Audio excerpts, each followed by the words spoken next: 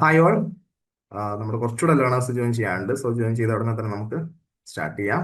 പ്രധാനമായിട്ടും ഇതിൽ ഈ ഒരു ക്വിസിന് എങ്ങനെ ആദ്യമായിട്ടൊക്കെ തന്നെ എനിക്ക് തോന്നുന്നു ക്വിസ് അറ്റൻഡ് ചെയ്യുന്നവരുണ്ടാവാം ലേൺവൈസിന്റെ. സോ ആദ്യമേ പറയേണ്ട ഒരു കാര്യം എന്ന് പറഞ്ഞു കഴിഞ്ഞാൽ ഈ ഒരു ക്വിസിൽ നിങ്ങളുടെ ചാറ്റിൽ അല്ലെ ചാറ്റാണ് നിങ്ങൾ യൂസ് ചെയ്യേണ്ടത്. ചാറ്റിലാണ് ഉത്തരങ്ങളെല്ലാം തന്നെ ആൻസർ ചെയ്ത് പോവേണ്ടത്. ഇപ്പൊ സംസാരിക്കുന്നതിനേക്കാളും, കാരണം ആലോചിച്ച് നോക്കി, ഇത്രയും ആൾക്കാർ ഒരുമിച്ചിരുന്ന് ഉത്തരം പറയുന്നത് പ്രാക്ടിക്കൽ ആയിരിക്കില്ല അല്ലെ. അപ്പൊ അതുകൊണ്ട് തന്നെ ചാറ്റിൽ നിങ്ങൾക്ക് ടെക്സ്റ്റ് ചെയ്തിടാം. ചെറിയ രീതിയിലുള്ള സ്പെല്ലിംഗ് മിസ്റ്റേക്സ് ആണെങ്കിൽ കുഴപ്പമില്ല, പക്ഷെ പേര് തന്നെ മാറിപ്പോകുന്ന രീതിയിലുള്ള സ്പെല്ലിംഗ് മിസ്റ്റേക്സ് ഒന്നും നമുക്ക് ആൻസർ ആയിട്ട് കരുതാൻ പറ്റുന്നതായിരിക്കില്ല. ഓക്കെ, അപ്പം ആ, ഈ ഒരു ചോദ്യത്തിനുള്ള കൃത്യമായുള്ള ഉത്തരമാണ് ഞാൻ തരാൻ ഉദ്ദേശിച്ചത്. അപ്പോൾ എഴുതല്ല, എഴുതണം. എഴുതുന്നത് നമ്മുടെ ചാറ്റിലായിരിക്കണം. ആൻഡ് ക്വസ്റ്റ്യൻ മൊത്തം കേട്ടതിന് ശേഷം മാത്രം ഉത്തരം പറയുന്നതായിരിക്കും ബെറ്റർ, അല്ലെങ്കിൽ ഉത്തരം തെറ്റാനുള്ള സാധ്യതയുണ്ട്. കാരണം ചില കാര്യങ്ങളിൽ പറഞ്ഞു വരുമ്പോൾ നിങ്ങൾക്ക് അറിയാവുന്ന ഇവന്റ് ഒക്കെ ഒരുപാട് ഇതിലുണ്ട്. എല്ലാവരും തന്നെ എല്ലാവർക്കും ആദ്യം തന്നെ സന്തോഷം നിറഞ്ഞൊരു ഗാന്ധി ജയന്തി വിഷയാണ് ഞാൻ. സോ അപ്പം എല്ലാവർക്കും അറിയാവുന്ന കാര്യങ്ങളൊക്കെ തന്നെയാണ് ഈ ചോദ്യങ്ങളിലായിട്ടുള്ളത്. പക്ഷേ ഈ പറഞ്ഞ രീതിയിൽ അതിൽ നിന്ന് ഇപ്പം ആ, വളരെ നമ്മൾ ചോദിക്കാൻ സാധ്യതയില്ലാത്ത രീതിയിലേക്കൊക്കെ തന്നെ ചോദ്യങ്ങൾ പോകാം, അല്ലെ ഉത്തരം നിങ്ങൾ വിചാരിക്കുന്ന ഒരു ഉത്തരം ആവാതിരിക്കാനുള്ള സാധ്യതയൊക്കെ തന്നെ ആദ്യ റൗണ്ടുകളിൽ കൂടുതലാണ്. അപ്പൊ അതുകൊണ്ട് ചോദ്യം മൊത്തം വ്യക്തമായ ശേഷം എന്തൊക്കെ ചോദിക്കുന്നു, ഇപ്പൊ ഒരു കാര്യത്തെപ്പറ്റി തന്നെ നമുക്ക് ഇപ്പൊ എന്ന് നടന്നു, എവിടെ നടന്നു, ആരാണ് ഈ ഒരു കാര്യത്തിന് പിന്നിൽ, അല്ലെങ്കിൽ അതുപോലെ ഒരുപാട് കാര്യങ്ങൾ നമുക്ക് ഒരു ഇവന്റിൽ തന്നെ ചോദിക്കാൻ സാധിക്കും. അപ്പൊ ആ രീതിയിലുള്ള ചോദ്യങ്ങളൊക്കെ ഉണ്ട്. അതുകൊണ്ട് എല്ലാവരും ചോദ്യം കൃത്യമായി മനസ്സിലാക്കിയ ശേഷം ഒറ്റ ഗോയിൽ തന്നെ ഉത്തരം പറയുന്നതായിരിക്കും നല്ലത്. അപ്പൊ നിങ്ങൾ മൂന്നായിട്ട് മുറിച്ച് മുറിച്ച് ഉത്തരം പറഞ്ഞാലും നമുക്ക് പരിഗണിക്കാൻ ബുദ്ധിമുട്ടായിരിക്കും, കാരണം ഒരുപാട് ആൾക്കാർ ഉത്തരം പറഞ്ഞു പോകുന്നതായിരിക്കും. അതുകൊണ്ട് തന്നെ എല്ലാവരും ഒറ്റ ഫ്ലോയിൽ തന്നെ ഉത്തരങ്ങൾ പറയുന്നുണ്ട് എന്നുള്ളത് ഉറപ്പുവരുത്തുക. സോ എനിക്ക് തോന്നുന്നു നമുക്ക് മെല്ലെ സ്റ്റാർട്ട് ചെയ്യാമെന്ന് തോന്നുന്നു.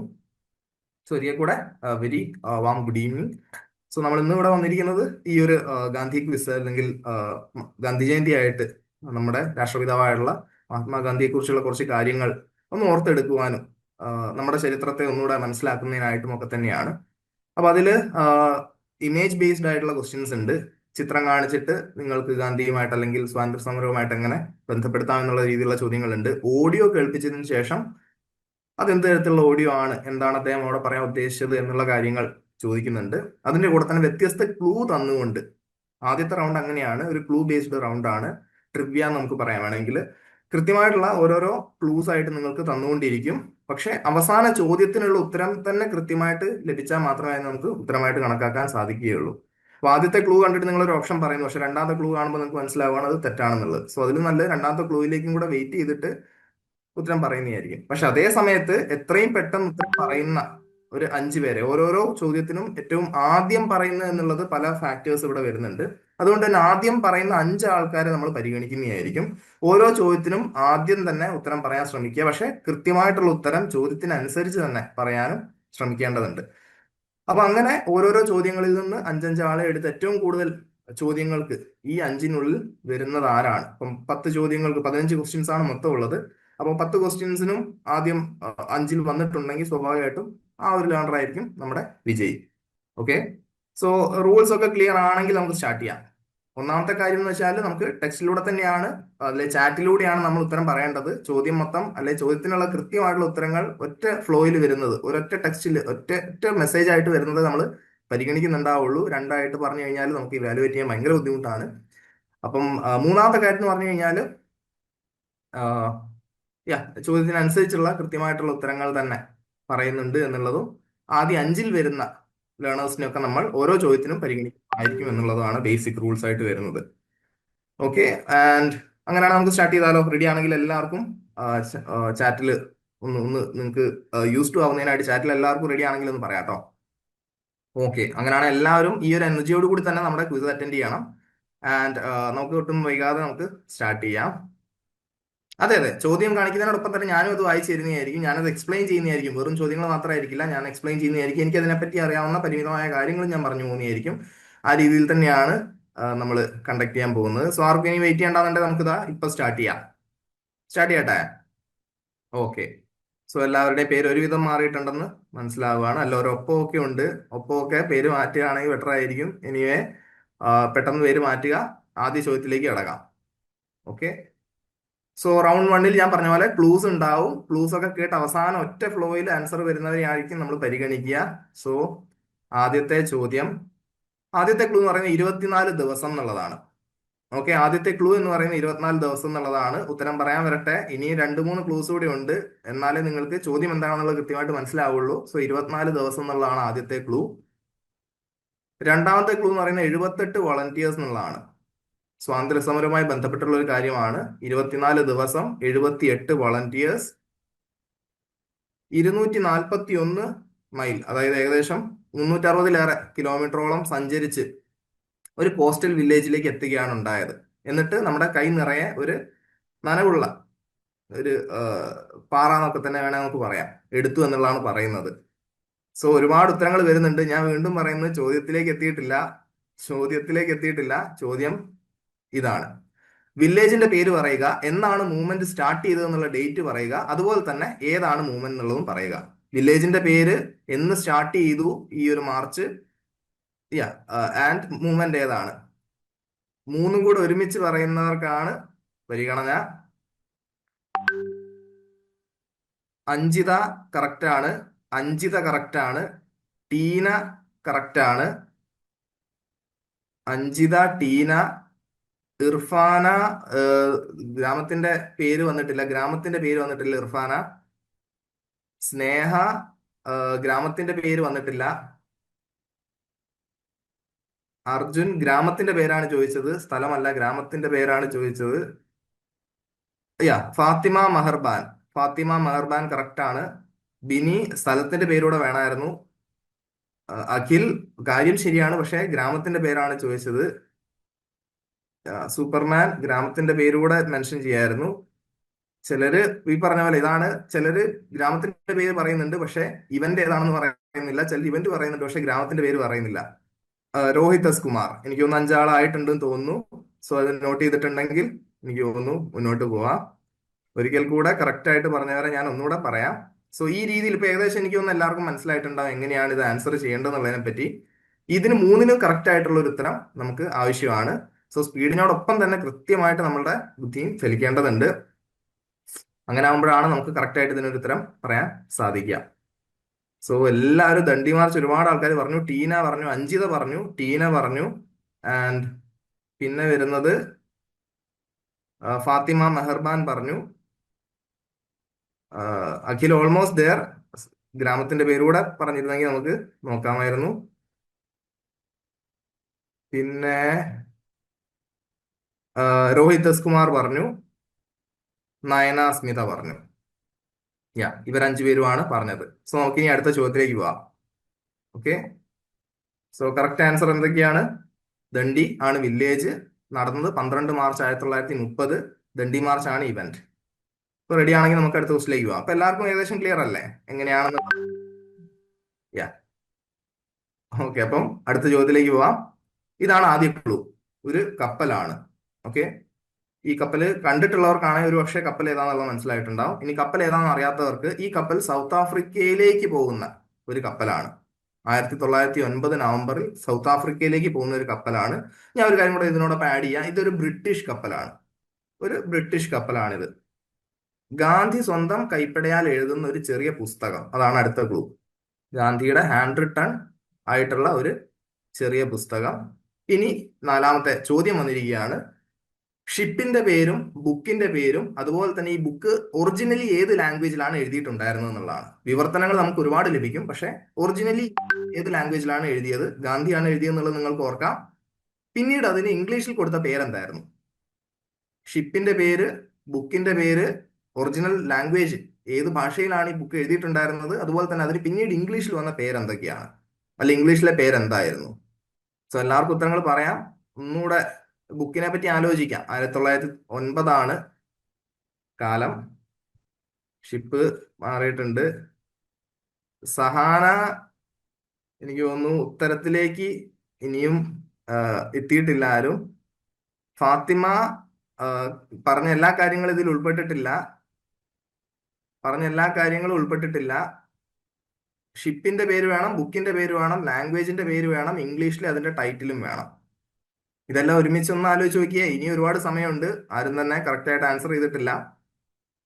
അപ്പൊ ഇങ്ങനെ ഇത് കുറച്ച് ടഫ് ക്വസ്റ്റ്യൻസ് ഉണ്ട് നമുക്ക്.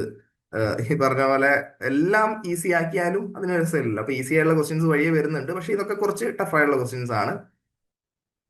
ഹാദിയ കുറച്ചൊക്കെ ഓക്കെയാണ്, പക്ഷെ പൂർണ്ണമായി ശരിയല്ല എന്ന് തന്നെ പറയേണ്ടി വരും. ഫാത്തിമ, ചോദ്യം ഒന്നുകൂടെ കേൾക്ക് ഫാത്തിമ. ഷിപ്പിന്റെ പേര്, ബുക്കിന്റെ പേര്, അതുപോലെ തന്നെ ഇംഗ്ലീഷിലെ ബുക്കിന്റെ ടൈറ്റിൽ എന്താണ്, ഏത് ഭാഷയിലായിരുന്നു ബുക്ക് എഴുതിയിട്ടുണ്ടായിരുന്നത്? യാ, സ്നേഹ, ഇതില് ഒരൊറ്റ എഡിറ്റ് കൂടെ മതി. യെസ്, നിഹല കറക്റ്റ് ആണ്. നിഹല കറക്റ്റ് ആണ്. നിഹല കറക്റ്റ് ആയിട്ട് പറഞ്ഞിട്ടുണ്ട്.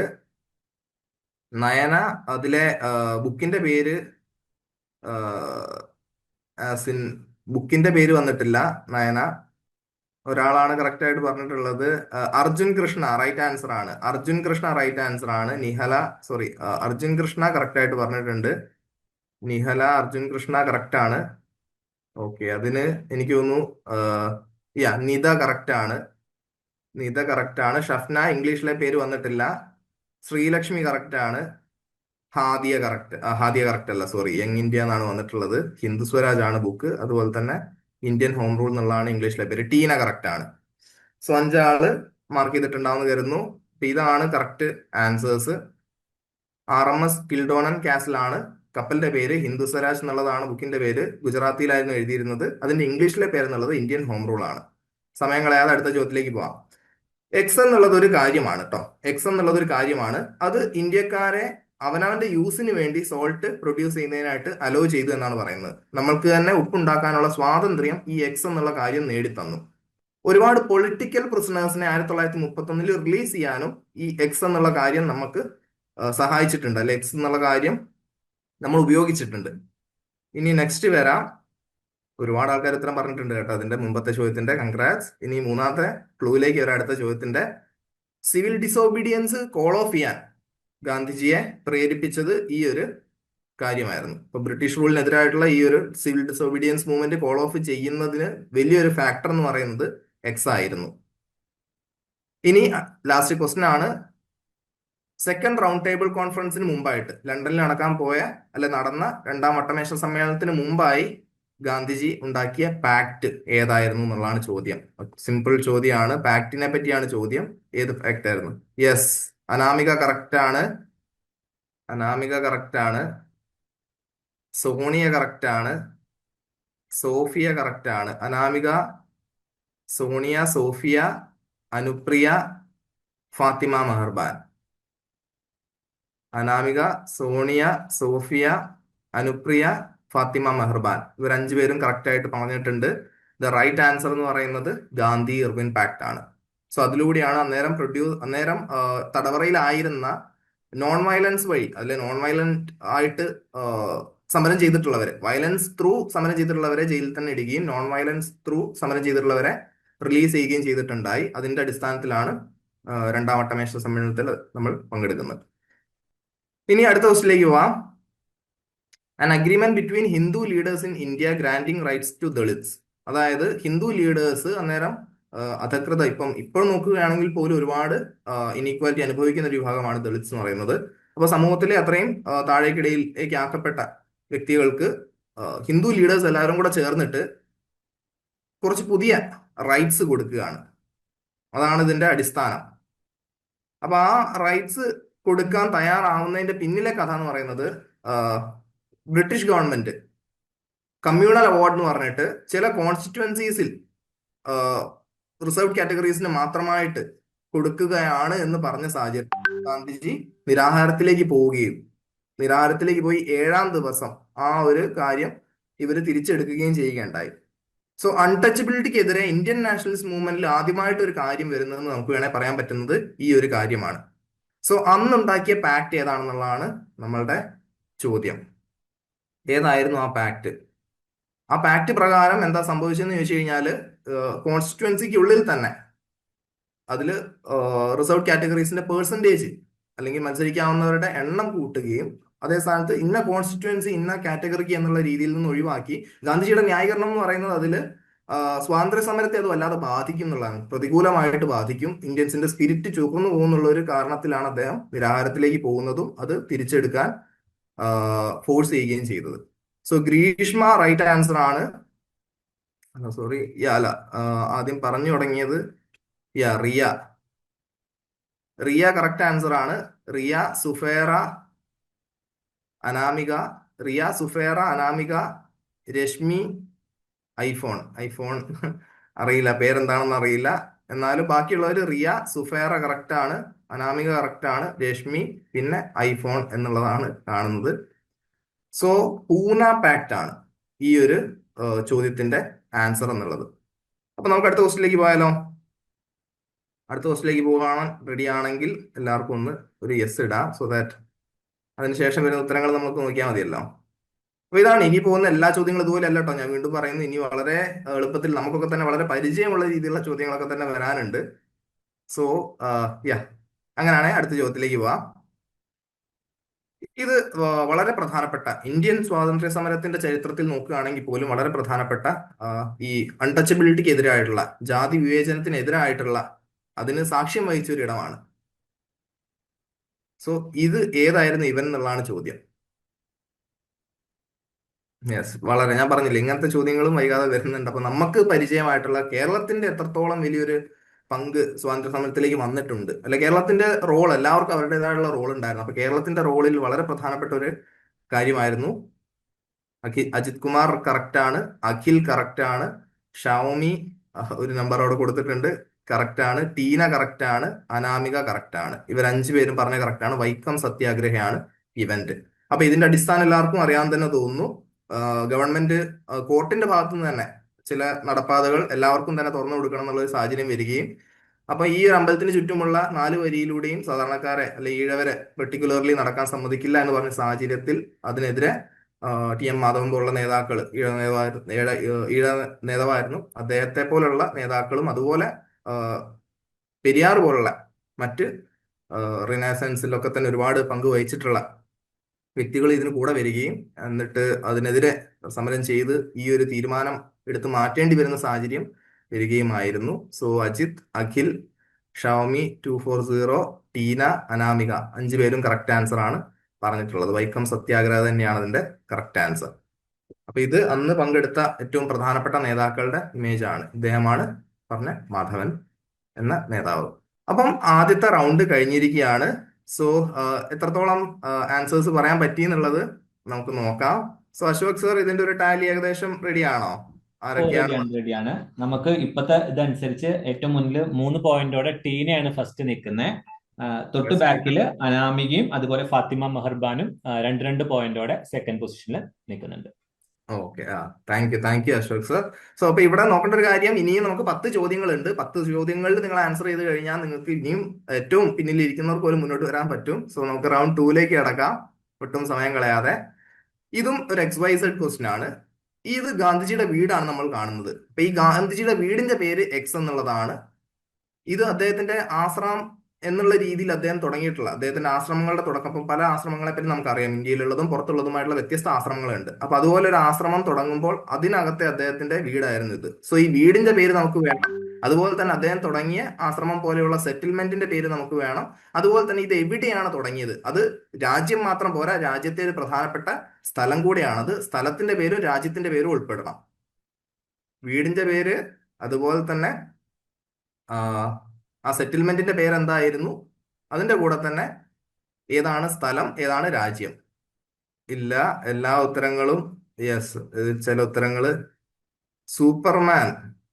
സൂപ്പർമാൻ, പക്ഷേ എല്ലാം പൂർണ്ണമായി ശരിയല്ല. പൂർണ്ണമായി ശരിയായിട്ടുള്ള ഉത്തരങ്ങൾ ഇതിലിപ്പം ഹാഫായിട്ട് ഒരുപാട് വരുന്നുണ്ട്, അല്ലെ കുറേശ്ശെ ഉത്തരങ്ങൾ വരുന്നുണ്ട്. ഒന്നുകൂടെ ഒന്ന് ചിന്തിച്ചാൽ കിട്ടേണ്ടതാണ്, ഒന്നുകൂടെ ചിന്തിച്ചാൽ കിട്ടേണ്ടതാണ്. സർവം വെച്ച് ചിന്തിച്ചു കഴിഞ്ഞാൽ ഒന്നുകൂടെ നിങ്ങൾക്ക് ആ ഒരു കറക്റ്റ് പേര് കിട്ടും. എക്സിന്റെ പേര് സർവവുമായി ബന്ധപ്പെട്ടിട്ടുള്ളതാണ്. അത്രയും എനിക്ക് ക്ലൂ തരാൻ പറ്റുള്ളൂ. സർവം എന്ന് പറയുമ്പോൾ ഗാന്ധിജിയുമായിട്ട് ഏത് രീതിയിലാണ് നിങ്ങൾക്ക് റിലേറ്റ് ചെയ്യാൻ പറ്റുക എന്നുള്ളത് ചിന്തിക്കുക. ആ പറഞ്ഞത് തന്നെ പകുതി പേരായിട്ട് കൂട്ടിക്കോളൂ. അതെ, ഇതിൽ ഒരുപാട് വരുന്നുണ്ട്. ഇപ്പം ഞാൻ പറയുകയാണെങ്കിൽ ഫീനിക്സ് സെറ്റിൽമെന്റും ഡർബൻ സൗത്ത് ആഫ്രിക്ക എന്നുള്ളത് കറക്റ്റ് ആയിട്ടുള്ള ആൻസേഴ്സ് ആണ്. പക്ഷേ വീടിന്റെ പേര് എന്താണെന്നുള്ളതാണ് ചോദ്യം. സെറ്റിൽമെന്റിന്റെ പേര് ഫീനിക്സ് സെറ്റിൽമെന്റ് ആണ്. സ്ഥലം സൗത്ത് ആഫ്രിക്ക ഡർബൻ ആണ്. ഒരുപാട് പേര് പറയുന്നുണ്ട്. പക്ഷെ ഇത് മൂന്നും കൂടെ ചേർത്ത് ഒരു ഉത്തരം വന്നു കഴിഞ്ഞാൽ നമുക്ക് ഫസ്റ്റ് ഫസ്റ്റ് പറയുന്ന ഒരാളെ നമുക്ക് കിട്ടും. അദ്ദേഹത്തിന്റെ വീടിന്റെ പേര് എക്സ് എന്താണെന്നുള്ളതാണ് ചോദ്യം. എക്സ് എക്സ് വന്നിട്ടില്ല അഖിൽ. എക്സ് കൂടെ നമുക്ക് കിട്ടണം. എക്സ് കറക്റ്റ് പേര് കിട്ടണം. ഒന്നുകൂടെ ഒന്ന് ആലോചിച്ച് നോക്കൂ. ഞാൻ പറഞ്ഞു യെസ്, ഫാത്തിമ. കുറെ പേര് അത് തന്നെ ശ്രമിച്ചുകൊണ്ടേ ഇരിക്കുക, കറക്റ്റ് ആവും. ജംഷീന, ഫാത്തിമ, ജംഷീന, അനുപ്രിയ. ഫാത്തിമ, ജംഷീന, അനുപ്രിയ, മുർഷിദ. ഫാത്തിമ, ജംഷീന, അനുപ്രിയ, മുർഷിദ, സൂപ്പർമാൻ. ഫാത്തിമ, ജംഷീന, അനുപ്രിയ, മുർഷിദ, സൂപ്പർമാൻ. ഇവർ അഞ്ചുപേരുമാണ് കറക്റ്റ് ആയിട്ട് പറഞ്ഞിട്ടുള്ളത്. സർവോദയ എന്നുള്ളതാണ് വീടിന്റെ പേര്. സോ സർവോദയാണ് പലർക്കും കിട്ടാതായി പോയത്. വീടിന്റെ പേര് സർവോദയ എന്നുള്ളതാണ്. സെറ്റിൽമെന്റ് ഫീനിക്സ് സെറ്റിൽമെന്റ് ആണ്. സ്ഥലം ഡർബൻ ആണ്, സൗത്ത് ആഫ്രിക്ക. 1904 അതിനുശേഷമാണ് ടോൾസ്റ്റോയ് ഫാം അദ്ദേഹം തുടങ്ങുന്നത്. ഇത് വളരെ ഈസി ആയിട്ടുള്ള ക്വസ്റ്റ്യൻ ആണ്. ഇദ്ദേഹം ആരാണെന്നുള്ളതാണ് ചോദ്യം. ഗാന്ധിജിയുടെ കൂടെ ഉള്ളത് ആരാണെന്നുള്ളതാണ് ചോദ്യം. ടീന നേരത്തെ ഉത്തരം പറഞ്ഞിരുന്നു എന്നാണ് പറയുന്നത്. മുബീന അതൊന്ന് ചെക്ക് ചെയ്യാവോ? കഴിഞ്ഞ ഉത്തരത്തിന് ടീന ഈ പറഞ്ഞിരിക്കുന്ന എല്ലാ പോയിന്റ്സും ഉൾപ്പെടുത്തി ഉത്തരം പറഞ്ഞിരുന്നു എന്നുള്ളതൊന്ന് ചെക്ക് ചെയ്ത് നോക്കണേ മുബീന. സോ ഗ്രീഷ്മ കറക്റ്റ് ആണ്. സോഫിയ അത് ഫുള്ള് പറയണമായിരുന്നു, കാരണം എല്ലാവരും ഫുൾ ആണ് പറയുന്നത്. അതുകൊണ്ട് തന്നെ ഗ്രീഷ്മ, അർജുൻ, സഹാന, സൂപ്പർമാൻ, ഫാത്തിമത്ത് സാലിഹ. ഒന്നുകൂടെ നോട്ട് ചെയ്യാം. Grishma, Arjun, sorry Sahana, Superman, Fathimath Saliha. Note ചെയ്തിട്ടുണ്ടെന്ന് കരുതുന്നു. സോ ഇത് നോട്ടീസ്ഡ് ആണെങ്കിൽ നമുക്ക് ഒന്നുകൂടെ മുന്നോട്ട് പോവാം. ഗ്രീഷ്മ, അർജുൻ, സഹാന, സൂപ്പർമാൻ, ഫാത്തിമത്ത് സാലിഹ. ഇവരാണ് ആദ്യം പറഞ്ഞിട്ടുള്ളത്. ഇദ്ദേഹം ചാർലി ചാപ്ലിൻ ആണ്. ഇദ്ദേഹം ഗാന്ധിജിയിൽ നിന്നാണ് അദ്ദേഹത്തിന് മോഡേൺ ടൈംസ് ചെയ്യാനുള്ള പ്രചോദനം വന്നത് എന്ന് അദ്ദേഹം പിന്നീട് പറയുന്നുണ്ട്. അതുപോലെ ഇവർ തമ്മിൽ കോൺസ്റ്റന്റ് കമ്മ്യൂണിക്കേഷൻ ഉണ്ടായിരുന്ന, ഒരുപാട് ബഹുമാനിച്ചിരുന്ന ഒരു വ്യക്തിയായിരുന്നു ചാർലി ചാപ്ലിൻ. ഒരുപാട് ബഹുമാനിച്ചിരുന്ന ഒരു വ്യക്തിയായിരുന്നു ഗാന്ധിജി. ഇത് വളരെ ഇൻട്രസ്റ്റിംഗ് ആയിട്ടുള്ള ക്വസ്റ്റൻ ആണ്. ഗാന്ധിജി എഡിറ്ററായി വർക്ക് ചെയ്തിട്ടുള്ള 1919 തൊട്ട് എഡിറ്ററായി വർക്ക് ചെയ്തിട്ടുള്ള രണ്ട് കാര്യങ്ങളാണ്. ഇതിൽ ഒന്നെന്ന് വെച്ച് കഴിഞ്ഞാൽ ആക്ച്വലി ഗുജറാത്തി പത്രമാണ്. പക്ഷെ അതിന്റെ ഗുജറാത്തി ഒരു വീക്ക്ലി ആണ്, വാരികയാണ്. പക്ഷെ അതിന്റെ ഒരു ഹിന്ദി ഇമേജ് ആണ് ഞാൻ അവിടെ കൊടുത്തിട്ടുള്ളത്. സോ ഒന്ന് ഒരു ഗുജറാത്തി വാരികയാണ്, മറ്റേതൊരു ഇംഗ്ലീഷ് വാരികയാണ്. ഇതിന്റെ രണ്ടിന്റെയും എഡിറ്ററായിട്ട് ഗാന്ധിജി ഒരേ സമയം വർക്ക് ചെയ്തിരുന്നു. രണ്ടിന്റെയും പേര് യെസ്, അഖിൽ കറക്റ്റ് ആണ്. അഖിൽ കറക്റ്റ് ആണ്. ടീന കറക്റ്റ് ആണ്. അഖിലും ടീനയും കറക്റ്റ് ആണ്. സൂപ്പർമാൻ കറക്റ്റ് ആണ്. സ്നേ അല്ല, അഖിൽ, ടീന, സൂപ്പർമാൻ, അനുപ്രിയ,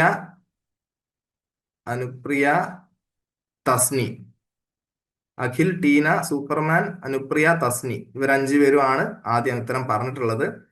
അപ്പൊ ഇത് രണ്ടും ഇപ്പം സ്വാതന്ത്ര്യ സമരത്തിലേക്ക് വരുമ്പോൾ അദ്ദേഹത്തിന്റെ ഏറ്റവും വലിയൊരു ആയുധമായിരുന്നു എന്ന് തന്നെയാണ് പറയുന്നത് ഈ രണ്ട് വീക്ക്ലീസ്. ഇത് കഴിഞ്ഞ് വന്ന പിന്നീട് വരുന്ന പത്രവും എല്ലാം തന്നെ ഈ രീതിയിൽ അദ്ദേഹം വളരെയധികം കാര്യങ്ങളെ ചർച്ച ചെയ്യാനും ഭാരതീയരിലേക്ക് കാര്യങ്ങൾ എത്തിക്കുന്നതിനായിട്ടും ഒരുപാട് എഫേർട്ട് എടുത്തിട്ടുള്ള, അല്ലെങ്കിൽ അദ്ദേഹത്തിന്റെ എല്ലാ എഫേർട്സും ഫലം കൊണ്ടിട്ടുള്ള രണ്ട് വീക്ക്ലീസ് ആയിട്ട് ഇതിനെ നമുക്ക് കണക്കാക്കാം. യങ് ഇന്ത്യ ഇംഗ്ലീഷ് ആണ്, നവജീവൻ എന്നുള്ളത് ഗുജറാത്തി വീക്ക്ലി ആയിരുന്നു. ഇതും വളരെ ഇൻട്രസ്റ്റിംഗ് ആയിട്ടുള്ള ചോദ്യമാണ്. ഒരു പക്ഷേ ലക്ഷക്കണക്കിന് മനുഷ്യരുടെ ജീവൻ രക്ഷിക്കാമായിരുന്ന ഒരു കത്താണിത്. പക്ഷെ ഈ കത്ത് കൃത്യമായിട്ട് എത്തേണ്ട അടുത്തേക്ക് എത്തിയിട്ടില്ല. അപ്പൊ ഗാന്ധിജിയാണ് ഈ കത്ത് എഴുതിയത്. ആർക്കാണ് ഈ കത്ത് എഴുതിയത് എന്നുള്ളതാണ് ചോദ്യം. അപ്പൊ ഇതിനെപ്പറ്റി പലർക്കും ഒരുപക്ഷെ അറിയണം എന്ന് തന്നെ ഇല്ല. 1939-ലും 1940-ലുമാണ് ഈ കത്തുകൾ അദ്ദേഹം എഴുതിയിട്ടുള്ളത്. അതിലും വലിയൊരു ക്ലൂ എനിക്ക് വേറെ തരാനില്ല. ലക്ഷക്കണക്കിന് മനുഷ്യരുടെ ജീവൻ രക്ഷിക്കാൻ സാധിക്കുമായിരുന്ന ഒരു കത്താണ്. പക്ഷെ ഈ കത്ത് ഒരിക്കലും അദ്ദേഹത്തിലേക്ക് എത്തിയില്ല എന്നുള്ളതാണ് ഈ കത്തിന്റെ ഏറ്റവും വലിയ പ്രത്യേകത. അനുപ്രിയ കറക്റ്റ് ആണ്. അഖിൽ കറക്റ്റ് ആണ്. സുലുമോൾ കറക്റ്റ് ആണ്. മുർഷിദ കറക്റ്റ് ആണ്. സൂപ്പർമാൻ കറക്റ്റ് ആണ്. സോ ഇവരാണ് അഞ്ചുപേർ ആദ്യം പറഞ്ഞിട്ടുള്ളത്. അനുപ്രിയ, അഖിൽ, സുലുമോൾ, മുർഷിദ, സൂപ്പർമാൻ. ഇവർ അഞ്ചുപേരും കറക്റ്റ് ആണ് പറഞ്ഞിട്ടുള്ളത്. സോ ഇത് മാർക്ഡ് ആണെന്ന് കരുതുന്നു. ഹിറ്റ്ലർക്ക് ഗാന്ധിജി എഴുതിയ കത്തുകളാണിത്. പറ്റുമെങ്കിൽ ആ രക്തച്ചൊരിച്ചിൽ ഒഴിവാക്കണം എന്നുള്ള രീതിയിൽ, യുദ്ധം കൊണ്ടൊന്നും തന്നെ നേടാനില്ല എന്നുള്ള കാര്യങ്ങളൊക്കെ പറഞ്ഞുകൊണ്ട് എഴുതിയൊരു കത്താണ്. പക്ഷേ ഈ കത്ത് അദ്ദേഹത്തിന്റെ അടുത്ത് എത്തിയിട്ടില്ല എന്നുള്ളത് ബ്രിട്ടീഷ് ഒഫീഷ്യൽസ് ഉറപ്പിക്കുകയായിരുന്നു. സോ അവരത് ഇന്റർസെപ്റ്റ് ചെയ്യുകയും ഈ കത്ത് പിന്നീട് മ്യൂസിയത്തിൽ പ്രദർശിപ്പിക്കാൻ വെച്ചിട്ടുണ്ട് എന്നുള്ളതല്ലാതെ ഇതൊരിക്കലും ഹിറ്റ്ലർക്ക് വായിക്കാൻ സാധിച്ചിരുന്നില്ല. അടുത്ത ക്വസ്റ്റിലേക്ക് പോവാം. ഈ താഴെ കാണുന്ന സ്ഥലങ്ങളൊക്കെ തന്നെ ഒന്നല്ലെങ്കിൽ മറ്റൊരു രീതിയിൽ കണക്റ്റഡ് ആണ്. എങ്ങനെ എന്നുള്ളതാണ് ചോദ്യം. ഓക്കെ, ഈ റൗണ്ടിലെ അവസാന ചോദ്യമാണ്. അപ്പൊ നോക്കുക, ഇത് എവിടെയാ സ്ഥലം എന്ന് എല്ലാവർക്കും അറിയുണ്ടാവും. ഇത് എങ്ങനെ കണക്റ്റഡ് ആണെന്നുള്ളതാണ് വേണ്ടത്. ആ കറക്റ്റ് ഉത്തരാണ് വേണ്ടത്. അടുത്ത സ്ഥലം ഇതാണ്. അടുത്ത സ്ഥലം ഇതാണ്. ഒരുപാട് സ്ഥലങ്ങൾ കണ്ടു. എന്താണ് ഇതിന്റെ പ്രത്യേകത എന്നുള്ളതാണ് ചോദ്യം. ഇവ എങ്ങനെ ബന്ധപ്പെട്ടിരിക്കുന്നു? വളരെ റാൻഡം ആയിട്ട് കേരളത്തിന്റെ അങ്ങോട്ടും ഇങ്ങോട്ടും ഉള്ള ആ കുറച്ച് ഉത്തരങ്ങൾ വന്നു തുടങ്ങിയിട്ടുണ്ട്. സഹാന കറക്റ്റ് ആൻസർ ആണ് അത്. പക്ഷേ ഈ പറഞ്ഞ പോലെ അതിന്റെ കുറച്ചുകൂടെ സ്പെസിഫിക് ആയിട്ട് പറയായിരുന്നു. പക്ഷെ അതിന് പോയിന്റ് തരാം. എന്താണ് പോയിന്റ് എന്നുള്ളത് നമുക്ക് മനസ്സിലാക്കാൻ സാധിക്കുന്നതുകൊണ്ട് തന്നെ സഹാന കറക്റ്റ് ആയി പറഞ്ഞിട്ടുണ്ട്. ടീന കറക്റ്റ് ആണ്. അഖിൽ കറക്റ്റ് ആണ്. അജ്മി കറക്റ്റ് ആണ്. അർജുൻ കറക്റ്റ് ആണ്. ഗാന്ധിജി കേരളത്തിൽ സന്ദർശിച്ചിട്ടുള്ള സ്ഥലങ്ങളാണ് ഈ ഇമേജസിലൊക്കെ കാണിച്ചിട്ടുള്ളത്. പലപ്പോഴായിട്ട് അദ്ദേഹത്തിന്റെ വ്യത്യസ്ത 5 സന്ദർശനങ്ങൾ എവിടെയൊക്കെയായിരുന്നു എന്നുള്ളതിന്റെ ചിത്രങ്ങളാണ് നമ്മളിപ്പോ കണ്ടത്.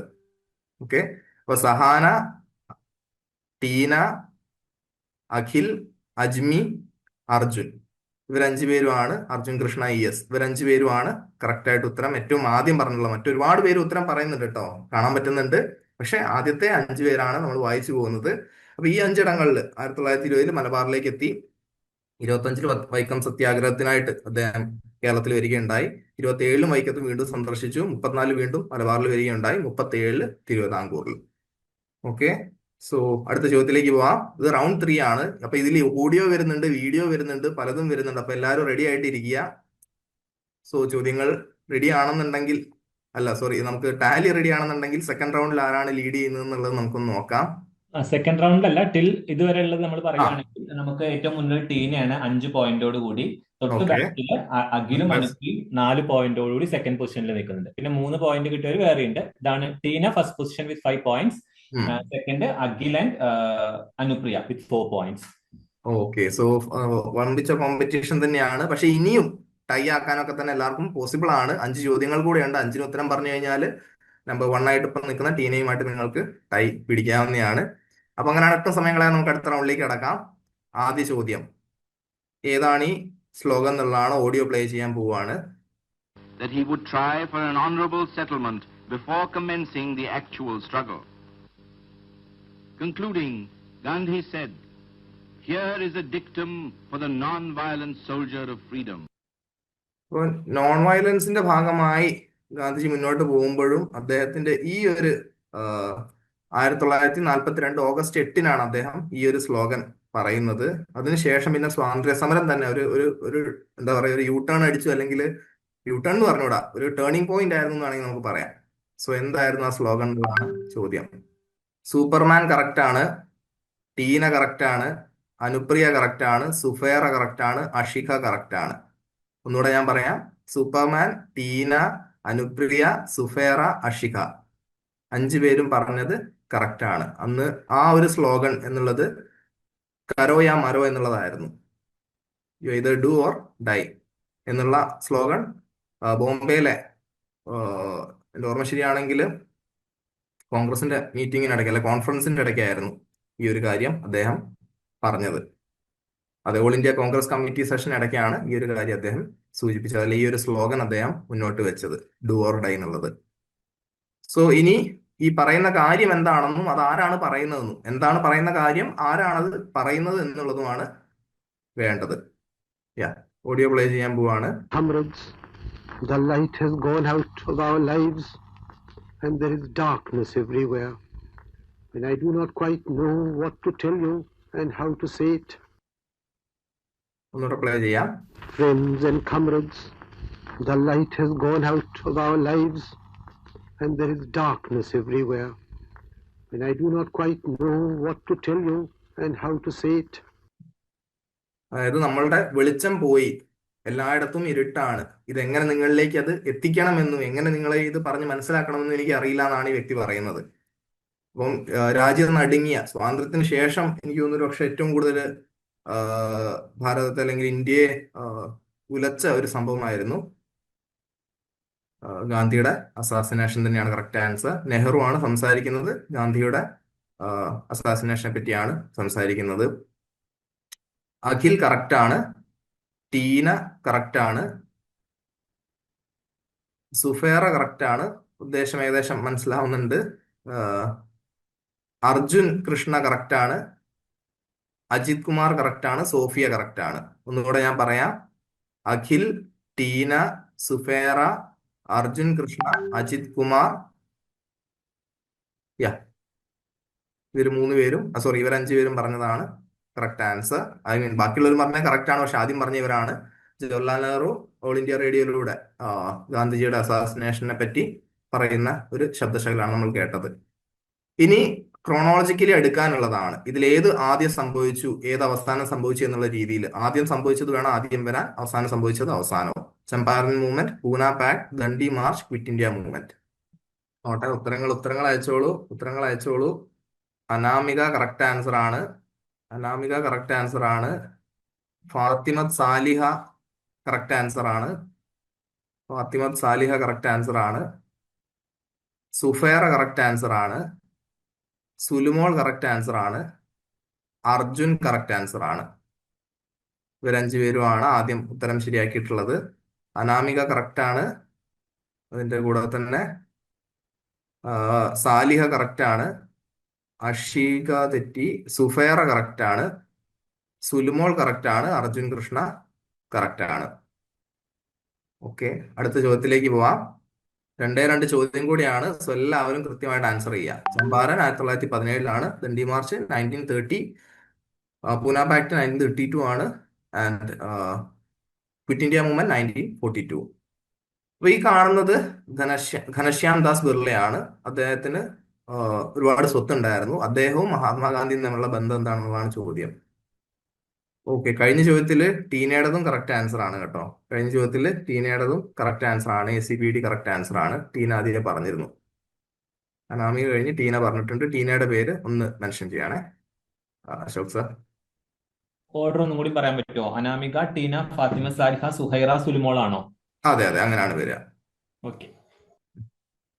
ഓക്കെ, അടുത്ത ചോദ്യത്തിന്റെ ഉത്തരം എന്താണ് ഇവർ 2 പേരെയും തമ്മിൽ ബന്ധിപ്പിക്കുന്ന കാര്യം എന്നുള്ളതാണ് ചോദ്യം. അഖിലിൻ്റെതും കൂടെ ഒന്ന് ചെക്ക് ചെയ്യണേ. മുബീൻ അഖിലിന്റെ ഓപ്ഷൻ കൂടെ ഒന്ന് ചെക്ക് ചെയ്യണേ. മുമ്പ് പറഞ്ഞ ചോദ്യത്തില് യെസ്, അഖിലും കറക്റ്റ് ആയിട്ട് പറഞ്ഞിട്ടുണ്ട്. അശോക് സാർ അതുകൂടെ ഒന്ന് നോട്ട് ചെയ്യണേ. ACPD കറക്റ്റ് ആണ് പറഞ്ഞിട്ടുള്ളത്. ടീന ആൻഡ് അഖിൽ പറഞ്ഞിട്ടുണ്ട്. സോ ഒന്നുകൂടെ ഞാൻ ഓർഡർ പറയാം. അനാമിക കറക്റ്റ് ആണ്, ടീന കറക്റ്റ് ആണ്, അഖിൽ കറക്റ്റ് ആണ്, ഫാത്തിമത്ത് സാലിഹ കറക്റ്റ് ആണ്, സുഫേറ കറക്റ്റ് ആണ്. ഇവർ 5 പേരുമാണ് ആദ്യം പറഞ്ഞത്. ഇനി ഈ ചോദ്യത്തിലേക്ക് വരാം. ടീന കറക്റ്റ് ആൻസർ ആണ് പറഞ്ഞിട്ടുള്ളത്. അഷിക കറക്റ്റ് ആൻസർ ആണ് പറഞ്ഞിട്ടുള്ളത്. വിവോ V242 കറക്റ്റ് ആൻസർ ആണ് പറഞ്ഞിട്ടുള്ളത്. സാലിഹ കറക്റ്റ് ആൻസർ ആണ് പറഞ്ഞിട്ടുള്ളത്. റിയ കറക്റ്റ് ആൻസർ ആണ് പറഞ്ഞിട്ടുള്ളത്. ഈ ക്വസ്റ്റിന്റെ ഉത്തരം Teena first, Ashika second, Vivo V242 third, Fathimath Saliha fourth, Riya Samuel fifth. ഇവർ 5 പേരുമാണ് 14th ക്വസ്റ്റ്യൻ കറക്റ്റ് ആക്കിയിട്ടുള്ളത്. അദ്ദേഹം മരണപ്പെടുന്ന സമയത്ത് അദ്ദേഹം ബിർള ഹൗസിലായിരുന്നു. അദ്ദേഹത്തെ അസാസിനേറ്റ് ചെയ്തത് നാഥുറാം ഗോഡ്സെയാണ്. സോ നമ്മുടെ ലാസ്റ്റ് ക്വസ്റ്റിലേക്ക് വരാം. ലോകം കണ്ട ഏറ്റവും വലിയ നോൺ വയലൻസ് ടീച്ച് ചെയ്ത ഒരു വ്യക്തി എന്നുള്ള നിലയ്ക്ക് ഇപ്പൊ നെൽസൺ മണ്ടേലയ്ക്ക് എടുക്കുമ്പോൾ പോലും അദ്ദേഹം ഇൻസ്പയർഡ് ആയത് ഗാന്ധിയിൽ നിന്ന് തന്നെയാണ്. ലോകം കണ്ട അത്രയും സമാധാനപരമായിട്ടുള്ള പ്രൊട്ടസ്റ്റ് ലീഡ് ചെയ്ത ഒരു വ്യക്തിക്ക് ഒരിക്കലും കിട്ടാതെ പോയൊരു ഗ്ലോബൽ ഓണർ ഉണ്ട്. അപ്പം ആ പ്രൈസ് ഏതാണ്, അതിന്റെ പേരിൽ എത്ര നോമിനേഷൻ അദ്ദേഹത്തിന് പോയി എന്നുള്ളതാണ്. എത്ര നോമിനേഷനോളം അദ്ദേഹത്തിന് ലഭിച്ചിരുന്നു ഈ ഒരു കാര്യത്തില്. യെസ്, റമി രാജൻ കറക്റ്റ് ആണ്. റമി രാജൻ കറക്റ്റ് ആൻസർ പറഞ്ഞിട്ടുണ്ട്.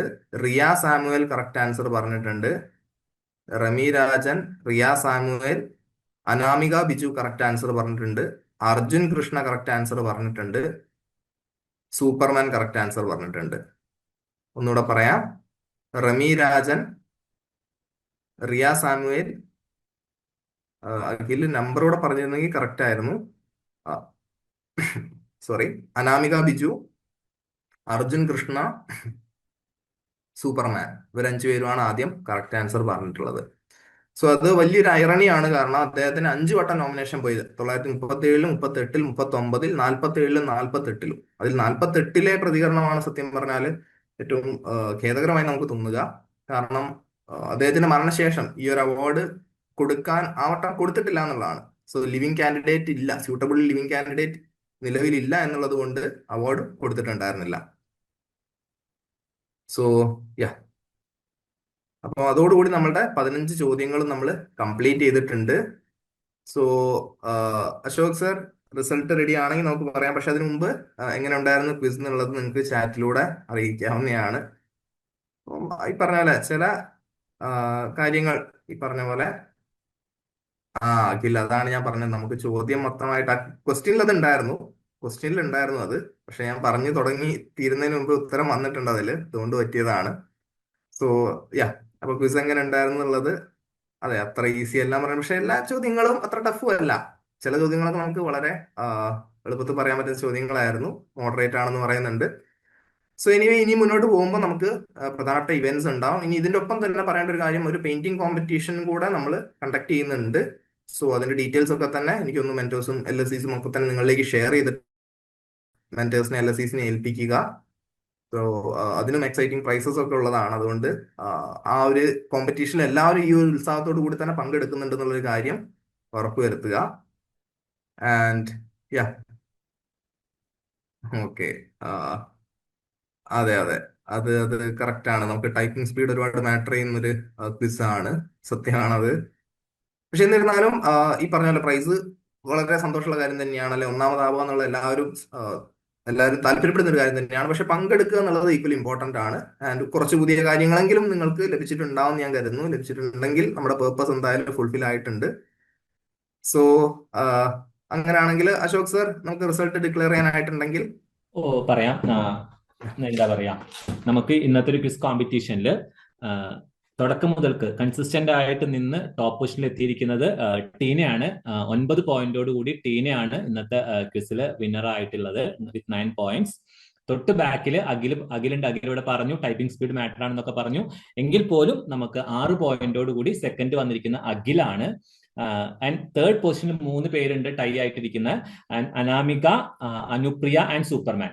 ഇവർ 3 പേരുമാണ് നമ്മുടെ തേർഡ് പൊസിഷനിലുള്ളത്. ഞാൻ ഒന്നും കൂടി റിപ്പീറ്റ് ചെയ്യാം. Teena first with 9 points, Akhil second with 6 points, Anamika, Superman and Anupriya with 5 points. Congrats എല്ലാവർക്കും. നന്നായി പാർട്ടിസിപ്പേറ്റ് ചെയ്തതിന്, ടോപ്പിൽ എത്തിയതിന്. ആരോ ഇവിടെ ചാറ്റിൽ പറഞ്ഞ പോലെ പാർട്ടിസിപ്പേഷൻ ആണ് വേണ്ടത്. അതിന് കൺഗ്രാറ്റ്സ് പറയാണ്. ഈ സൂപ്പർമാന്റെ യഥാർത്ഥ പേരെന്താന്ന് അറിഞ്ഞാൽ നല്ലതായിരുന്നു. അതുപോലെ തന്നെ എല്ലാവരും എനിക്ക് തോന്നുന്നു മെന്റർ ആരാണെന്നും കോഴ്സ് ഏതാണെന്നുള്ളത് ജസ്റ്റ് പറഞ്ഞു പോയി കഴിഞ്ഞാല് അതെ, ബെറ്റർ ആയിരിക്കും. അൺമ്യൂട്ട് ചെയ്ത് നമുക്ക് അവർക്ക് പറയാനുള്ളത് നമുക്ക് കേട്ട് നമുക്ക് മെന്ററിന്റെ പേരും നോട്ട് ഡൗൺ ചെയ്യായിരുന്നു, അല്ലേ അബി സാർ? അതെ അതെ, അങ്ങനെ ചെയ്യാം. ഷുവർ. Hi sir. സാർ ഞാൻ BA ഹിസ്റ്ററി ആണ് പഠിക്കുന്നത്. എൻ്റെ മെന്റർ വരുന്നത് അമീന മിസ് ആണ്. പ്രോഗ്രാം വളരെ നന്നായിരുന്നു. ക്വസ്റ്റ്യൻസ് എല്ലാം നല്ല നിലവാരമുള്ള ക്വസ്റ്റ്യൻസ് ആയിരുന്നു. എനിക്ക് സൂപ്പർ ആയിരുന്നു പരിപാടി. Okay, thank you so much Akhil. So വളരെ നല്ല രീതിയിൽ പാർട്ടിസിപ്പേറ്റ് ചെയ്തു. അഖിലിന്റെ മെന്റർ ആരാണെന്നും കോഴ്സ് ഏതാണെന്നുള്ളത് ജസ്റ്റ് ഒന്ന് മെൻഷൻ ചെയ്യാമോ? BA ഹിസ്റ്ററി ആണ് sir. BA history. BA Ameena ma'am, അത് കേട്ടല്ലോ അല്ലെ? അമീന നോട്ട് ഡൗൺ ചെയ്തു സാർ. അശോക് സാർ കേട്ടിട്ടുണ്ടോ? Okay fine. Thank you Akhil. Mubeena, Teena പറഞ്ഞു. സർ ഓഡിബിൾ ആണോ? കേൾക്കാം. സർ, എന്റെ പേര് ടീന. ഞാൻ MBA തേർഡ് സെമ്മിലാണ്. എന്റെ മെന്റർ വാണി വിജയനാണ്. Okay, congrats Teena. വളരെ നല്ല രീതിയിൽ പാർട്ടിസിപ്പേറ്റ് ചെയ്തു. ആൻഡ് എന്തായാലും congrats Vani too. Ashok sir അത് നോട്ട് ചെയ്തിട്ടുണ്ടോ? നോട്ടഡ് ആണ്. Okay, thank you so much Teena. Next വിന്നേഴ്സിനെയും കൂടെ Anamika, Superman and Anupriya. Sir, എൻ്റെ പേര് അനാമിക ബിജു. ഞാൻ MA ഹിസ്റ്ററിയിൽ ഫസ്റ്റ് ഇയർ സ്റ്റുഡൻ്റ് ആണ്. അമീന മിസ് ആണ് മെൻറ്റർ. Thank you Anamika. ബാക്കിയുള്ള രണ്ടുപേരും കൂടെ സൂപ്പർമാൻ പറഞ്ഞോളൂ. ഹലോ പറഞ്ഞോളൂ. കേൾക്കാമോ? കേൾക്കാം. സാർ, എൻ്റെ പേര് സയാൻ, മുന്ന സയാൻ. BA ഹിസ്റ്ററി ആണ്. പേരൊന്നുകൂടെ പറയാമോ? എൻ്റെ പേര് മുന്ന സയാൻ. മുന്ന. ഓ മുന്ന, ഓക്കെ ഓക്കെ, ഫൈൻ ഫൈൻ. ആ മുന്ന മുമ്പ് പാട്ട് ആ, പാടിയിരുന്നില്ലേ? പാട്ട്, അതെ അതെ ആ അതെ തന്നെ, ഓക്കെ അതെ ഓക്കെ, തന്നെ. അറിയാം. ഓക്കെ, അപ്പൊ ഞാൻ BA ഹിസ്റ്ററി ആണ്. അമീന മാം ആണ് മെന്റർ. പിന്നെ ഓക്കെ. നല്ല എക്സ്പീരിയൻസ് ആയിരുന്നു. പിന്നെ നല്ല കുറച്ച് ടഫൊക്കെ ആയിരുന്നു. പിന്നെ ടൈപ്പിംഗ് മിസ്റ്റേക്ക് നല്ല നല്ല രീതിയിലുണ്ട് സർ. ആ ടൈപ്പ് നമ്മൾ കുറെയൊക്കെ അറിയാം, പക്ഷെ ടൈപ്പിന്റെ സ്പീഡിൽ കുറെയൊക്കെ പോയിട്ടുണ്ട്. അങ്ങനെ പിന്നെ ഷോർട്ട് ആക്കിയിട്ടൊക്കെ അയച്ച് കുറച്ചൊക്കെ എഴുതി. നെറ്റ്വർക്ക് സ്പീഡ് പലപ്പോഴും ഒരു ഈ ക്വിസുകളിലൊക്കെ തന്നെ പലപ്പോഴും ഒരു ഫാക്ടറായിട്ട് വരാറുണ്ട്. പക്ഷെ ഓ, നമുക്ക് ഉം, ഉം. എന്തായാലും വളരെ നല്ല രീതിയിൽ പാർട്ടിസിപ്പേറ്റ് ചെയ്തു. ഓ, നല്ല പാർട്ടിസിപ്പേഷൻ ആയിരുന്നു sir. Thank you thank you. Thank you sir. ഇനി ആരാണ് അശോക് സാർ? ബാക്കിയുള്ളത് ഒരാളൂടെ അല്ലേ? അനുപ്രിയ കൂടിയുണ്ട്. അനുപ്രിയ ഒന്ന് പറയാമോ? ഹലോ സാർ, കേൾക്കുന്നുണ്ടോ? കേൾക്കാം. അനുപ്രിയ പറഞ്ഞോളൂ. എൻ്റെ പേര് അനുപ്രിയ പ്രസാദ്. ഞാൻ BSc food safety and quality management. എൻ്റെ മെൻറ്റർ മാധവി മാം ആണ്. Thank you Anupriya, and congrats. So അങ്ങനെയാണെങ്കിൽ നമുക്ക് വൈൻഡ് അപ്പ് ചെയ്യാം. ഇനിയും ഇതുപോലത്തെ ഇവന്റ്സ് ഉണ്ടാവും. ആൻഡ് ഈ പറഞ്ഞ പെയിന്റിംഗ് കോമ്പറ്റീഷന്റെ കാര്യം ആരും മറക്കണ്ട. അതിനും ഈ പറഞ്ഞ പോലെ പ്രൈസും കാര്യങ്ങളൊക്കെ ഉള്ളതാണ്. അപ്പം വളരെ താല്പര്യത്തോടു കൂടി തന്നെ വളരെ ഇൻട്രസ്റ്റിംഗ് ആയിട്ടുള്ള പെയിന്റിങ്സും അതുപോലെ നിങ്ങളുടെ ഭാവനയിൽ വരുന്ന കാര്യങ്ങളും ഒക്കെ തന്നെ ഗാന്ധി ജയന്തിയുമായി ബന്ധപ്പെടുത്തി നിങ്ങൾക്ക് വരയ്ക്കാനും അതുപോലെ തന്നെ അത് മെന്റേഴ്സും LSCസുമായിട്ട് ഷെയർ ചെയ്യുന്നുണ്ടെന്നുള്ള ഒരു കാര്യം ഉറപ്പുവരുത്തുക.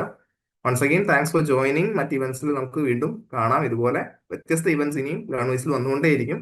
അതിനായിട്ട് വെയിറ്റ് ചെയ്യുക. ആൻഡ് വരുന്ന എല്ലാ ഇവന്റ്സിലും കൃത്യമായി പങ്കെടുക്കുന്നുണ്ടെന്നുള്ളതും നിങ്ങളുടെ പാർട്ടിസിപ്പേഷൻ ഒരുപാട് മാറ്റർ ചെയ്യുന്നുണ്ട്. അത് വരുന്നുണ്ടെന്നുള്ള ഒരു കാര്യവും ഉറപ്പാക്കുക. So thanks for joining and good night.